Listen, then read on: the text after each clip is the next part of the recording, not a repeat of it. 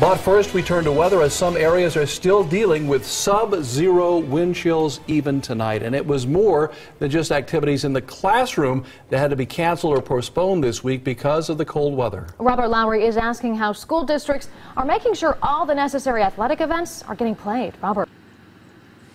Well, that's right. It's not just those activities, as you mentioned. The big struggle now is getting all of those big conference rivalry games in before the season ends. That's the thing athletic directors are now struggling to do as the season starts to wind down.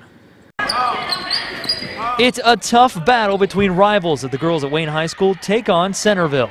Between the weather and the competition, it's been just as tough on the fans. Well, it's awful cold tonight, but the good news is that we didn't have any more snow.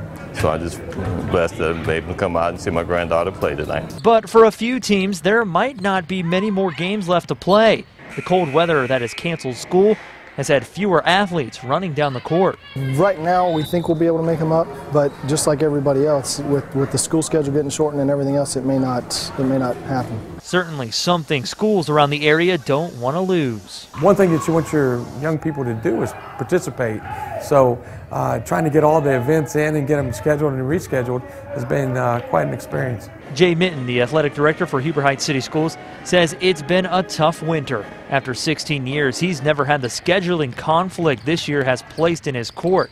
But he says the health of the athletes stacks above all of it. There's so many facets that go into whether you cancel school versus canceling an athletic event, but when it gets down to it, the main facet is safety. No matter what the weather outside may be, if there's a game, you can always expect a few diehard fans. I would be here if it was minus 40. I would come out for my granddaughter if it was 52 below. They're just hoping those days are well behind us.